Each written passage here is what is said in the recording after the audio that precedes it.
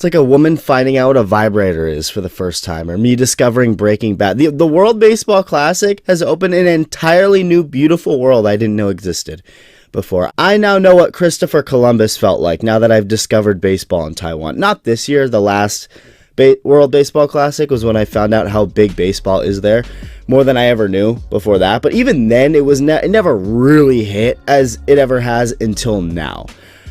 Obviously, Japan is where it's at. Well, literally, they're playing these games in Japan. But Japan is obviously king internationally, the team and its players. The money that Shohei Ohtani alone brings to Major League Baseball is absurd, let alone that whole market. Korea is also big with baseball, I know that. But Taiwan, or Chinese Taipei, whatever that even means, is freaking awesome. And their game against Korea was pure cinema. Quentin Tarantino over in Israel could only dream of making something this cool. And I do deserve shaming, by the way, for the way I treated Taiwan 2 days ago. But to be fair, can you blame me? They lost 13-0, and that was after losing 3-0 to the Aussies. I mean, when I saw them down 13-0, this is me to Team Taiwan. The world will recognize you for the pitiful disappointment you are. You are not worthy of my respect. You are simply bad product. Oh shit, apparently that Aussies deserve more respect than I gave them too. They lost to Japan by 1 run.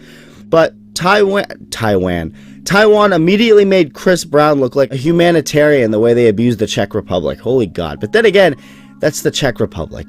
But next up was Korea, a team that just took Japan, that same team that beat Taiwan 13-0. Well, Korea had them sweating. So this didn't seem like a good ending in the making for Taiwan, but Yu Chang wasn't about hearing that bullshit. Chang is the captain of this team, by the way.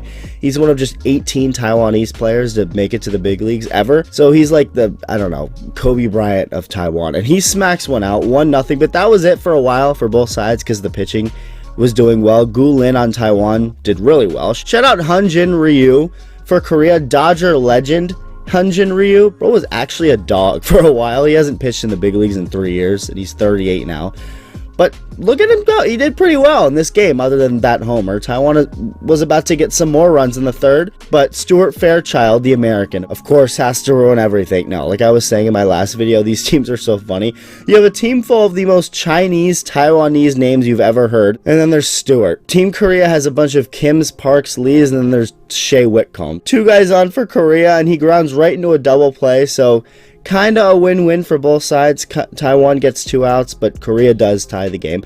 Wei En Lin, this guy's just 20 years old, prospect for the A's, looks nasty. Love that. And Su Tse Chang loves home runs. Bang. Taiwan back on top. The fans are loving it. So even though this game was in Japan, over 40,000 Taiwan fans have been going to these games in Tokyo. They even had a whole band playing, like it was the SpongeBob Super Bowl halftime show. Freaking awesome shit. In the bottom of the inning, Haesung Kim strikes out. Things are going really well, which is when Korea said, checkmate, bitches. We have the classic Korean double Kim combo. Bang, he smacked this shit like he imagined it was Kim Jong-un's head.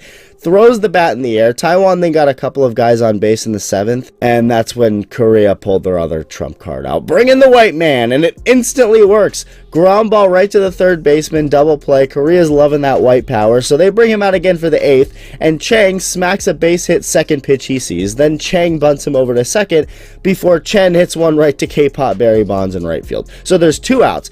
This could be their last shot to at least tie the game, and their final hope? Stewart. Last time he was up in a situation like this, he struck out. Well, this time, the 1-0 fly ball, opposite field, did you gone? Chinese Taipei. Gotta shout out my guy Tynan Josh, best baseball YouTuber out there. I don't understand a word he says, and it doesn't matter. It's amazing. This is his reaction to the homer. 不错，右半边很闪远啊！出去了！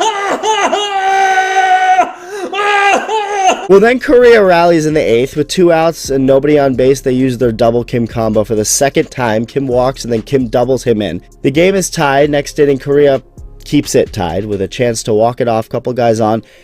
Kim comes up with a chance to do it, but pops up. So this game goes to extra innings, and Taiwan has them right where they want them. Because little did Korea know, they also had a double combo move, the double chain combo. 2 bunts in a row. First one couldn't have been any less of a secret. Bro was just letting the entire world know. But I'm sure bunting, I guess, is like very common in Taiwan and Korea. It's like might even be a rule, like you have to bunt in this situation or you get ejected or some shit. So he does that, and Korea tries to get cute and get the lead runner at third. It backfires. Everyone is safe. The double Chang combo gets executed. They score. Taiwan's back on top. Korea responds by doing the exact same thing. Their bunt doesn't go as well as it did for Taiwan, but still gets the runner to third. And now Korea has them right back where they want them. They got the double Kim combo back in play, but Taiwan says, "Gotcha, bitch!" 有技术棒一垒滚地，3本来逮到了，逮到了。 The double Kim combo finally fails. The next Kim pops up to right. Ball game. Look at the reaction of these fans, man. Look at this shit. Mind you, Taiwan didn't clinch a ticket to the next round of this tournament with this win. This was literally them just staying alive and maybe having somewhat of a shot to move on. And when you look at the tiebreaker rules, we're going to end up going over them in a second here. They had such a little chance to actually be moving on. And the fans were reacting like American fans when their team wins a World Series. Oh, and Josh's stream for this game had damn near 70,000 people watching at this point in the game. Look at his reaction when the final out was caught. And look at the chat on the stream. 接，有没有机会接？啊！赢了！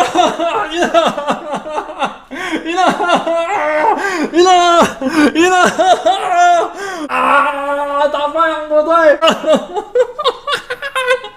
哇！ Shit was glitching out. Meanwhile, the players were crying on the field.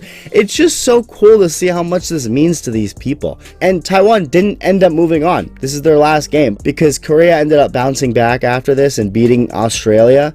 So they get the tiebreaker between themselves, Australia, and Taiwan. And I was so confused because, okay, they all finished with the same record, Australia, Taiwan, and Korea.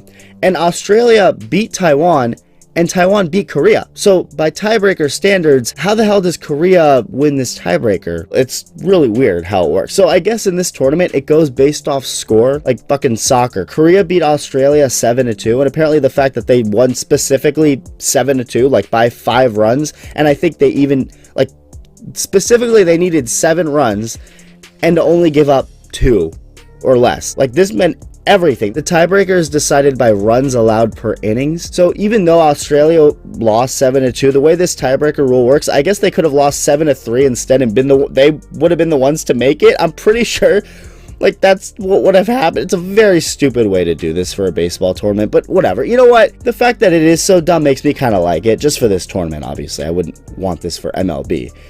But because of this, unfortunately, Taiwan has been knocked out. But their game against Korea is exactly why the World Baseball Classic is so beautiful and great for baseball, and the way you wouldn't be able to see without it. Sucks they didn't move on, but I had to talk about that game and their fans. They should have a lot of pride in what they did. They beat Korea, the team that's moving on, so they deserve all the respect in the world. They all should be very proud. So yeah, love you. Bye.